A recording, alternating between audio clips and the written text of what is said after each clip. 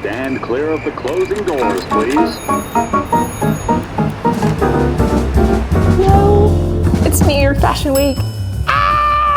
This feels so surreal. Seriously, whoa! It's day one. It is raining outside. My schedule isn't crazy packed, but the shows and events I'm going to, I'm super excited for. And along with witnessing all the art, the outfits, and the fashion, I'm also going to be creating a lot of things this week. So this is a week in my life in New York, but usually a typical week, I'm just at home editing. This is an exciting week, y'all. It's an exciting week.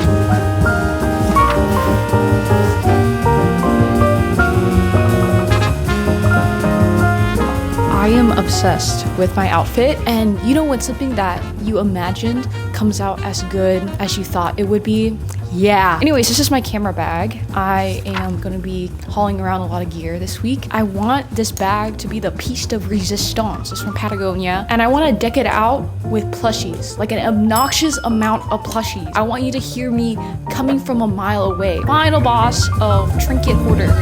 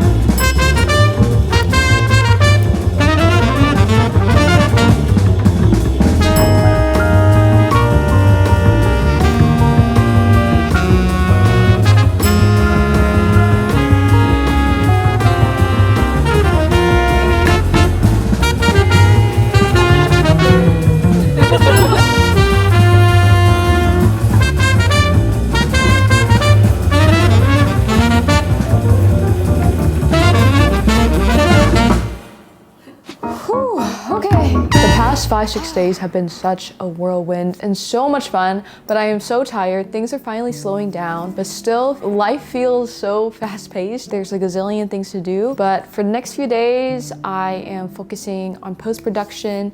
I'm gonna clean up my house because me putting together outfits and running in and out of the apartment has made it a complete disaster. And I'm ready to be a homebody again because pretty soon I am leaving for my 5-week trip to Asia. I'm super duper excited, and to prepare, I have been taking languages on Rosetta Stone. As you know, last year I dived back into my Vietnamese learning journey. I'm a heritage speaker, but I want to learn how to read and write. And since I'm going to Japan, South Korea, and Vietnam, I wanted to start picking up some Japanese and Korean phrases so I can, get around and not embarrass myself too much. And the great thing about Rosetta Stone, it doesn't matter where you are in your language learning journey, if you took some classes in college, if you're someone like me who grew up speaking a language with their family, or you're just starting completely from scratch, Rosetta Stone has lesson plans and a path for you. Rosetta Stone is an immersive language learning app that uses pictures, audio, and pronunciation tools to focus on context-based learning rather than rote memorization. Plus, Rosetta Stone has given me so much structure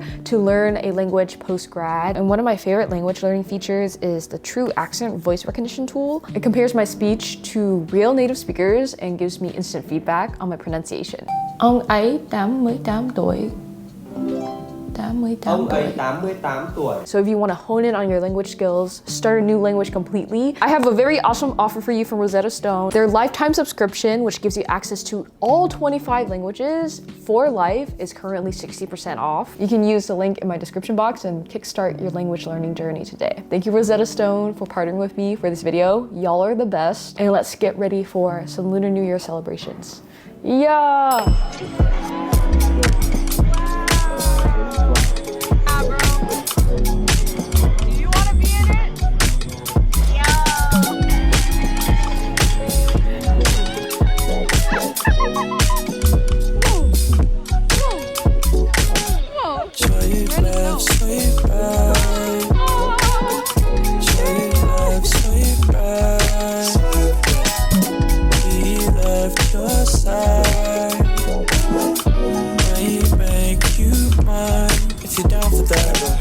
Sweet love, sweet right.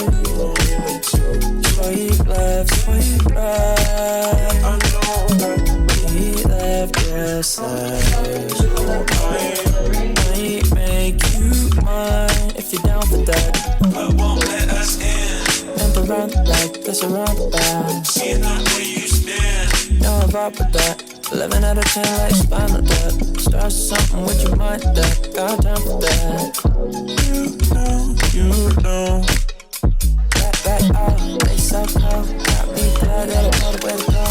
Like, oh, that's how it goes. This way, that way, cause you never know. This about us, it's about us. I'm sure it's okay what they say. Don't let it fool me. Sweet love, sweet right. Sweet love, sweet right. We left your side. Hey everyone! I feel like today was the first day in a long time where I had it completely to myself and I just got to cozy up at home. And I have many home updates for you and I'm gonna walk you through them now. I've been neglecting my entryway because it's a transitional space. You're rushing out the door, you're rushing it. You know, I have my rip-off Herman Miller hanger on the wall over here with my jackets. I still need to find some kind of shoe organizer. I'm hoping one comes to me that is beautiful and colorful and functional secondhand. This bathroom door is usually left ajar so Kayla can access her litter box. And I wanted to do something so I can make it a little bit more interesting. And I feel like a Polaroid wall or a photo wall like this in general is so 20-something living in their apartment. I'm making an effort that when I host things or have people over, I'm gonna have film on hand so I can take a photo of them. And it's really interesting to see how some of the photos have aged over the years. There's one from 2017. Since I just did an office makeover, there's not much to be said about the office except I am proud of how I've managed to keep this place neat and organized, which is surprising. The moment that I become busy, my living space tends to be chaos. But I think it's because I developed a good organizational system. The bins that are clear, but they're also labeled, make sure that I have a place for everything and I know that it exists. I mentioned this before and I'll keep saying it. I have an issue with object permanence. So if I can't see things and I don't know where it is, what it is, I tend to forget that I own it. My most recent project that I worked on, which I should have posted by the time this video goes live, is this mini cookbook I made of recipes that are inspired by family meals I had growing up.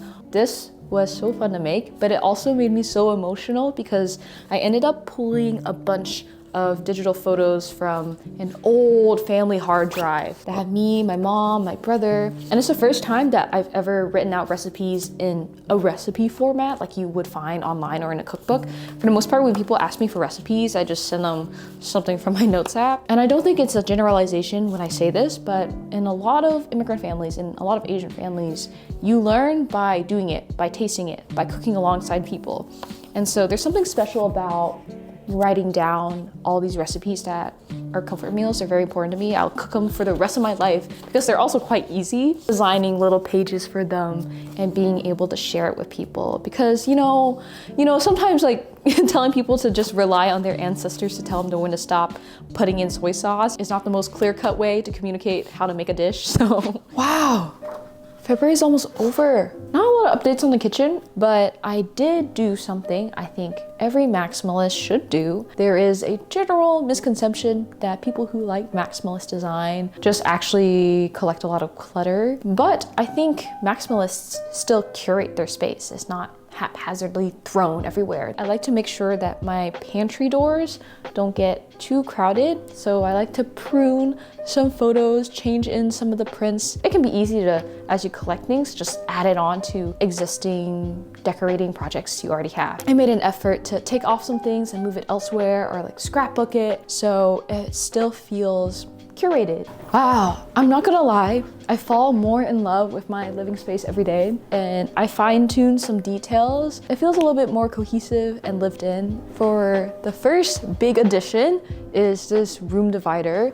I was waiting for something like this to come across my feed, Facebook Marketplace. I found it on Etsy. It was a pretty affordable price, to be honest, for something that has such great craftsmanship. It was like $250. It was on sale. I'm just saying, like, Etsy and eBay, kind of underrated places to look for cool furniture finds if you're willing to pay for the shipping. I think it adds a lot more warmth and coziness that I've been looking for without painting the walls, because the ceilings are quite high and I don't particularly want to do a mural or half wall and stuff like that. And the rest of the changes are some small art additions. I managed to finally stop being lazy and procrastinating, editing my gallery wall. Took down some smaller frames and opted for some bigger pieces. The wall feels a little bit more balanced, and I also get to display the orange painting I did, which I'm quite proud of. That was like a complicated painting. I rearranged my coffee table and I added this zine by my friend Jesse, who is a very talented graphic designer. It is titled Bits and Bobs, and it's his iconic shade of orange that he uses all over his work. And my bougie adulthood flex is that I have Aesop hand cream and Charmin's scalloped edge toilet paper. So if your hands are ever dry, feel free to use my moisturizer. I also moved the lamp that was here to my room, and my friend Judy got me a bamboo Lego plant for Christmas, so I made it, and now it sits here. And since I've been traveling so much, I've chosen not to parent as many plants because I know I wouldn't be able to take care of them, so that was a very thoughtful gift. Thank you, Judy. I did not even know that these were made and were available for purchase. I got an awesome gift from Lego a few weeks ago, and they sent me a Lego frame. And originally I was gonna put a photo of Kayla in it, but I really like this photo that my friend Mylene took of me in Switzerland. It's been strange navigating post-grad life. I don't know, I'm very proud of how far I've come, I guess, as a creative person and in my career. Right below, this has been traveling across my house because I don't know where to put it, but I think this is meant to be. I really like the red, blue, green color combo that's going on. This is a little charm I got from the cat temple in Tokyo, which I will be returning to Tokyo soon, so And adding the Lego frame and that amulet along this pillar, it makes this feel more complete, no? There is a bit of negative space right here. I originally wanted to put a plant here and have it vine and climb out, so maybe I'll do that in the summer. And Kayla loves this cat tree now. The moment she gets the zoomies, she likes to perch from a high spot, so she'll go across the couch and then on top, and then she'll stare out the window and, I don't know, be all apex predator. Okay, so I admit it, I don't make my bed every day. It's just been so cold, so when I wake up, it is a battle to get up. I move my books around because I got a storybook case from Design Within Reach. They sent it to me. I can't believe I got PR from Design Within Reach. With the styling of the shelf, it's good enough for now.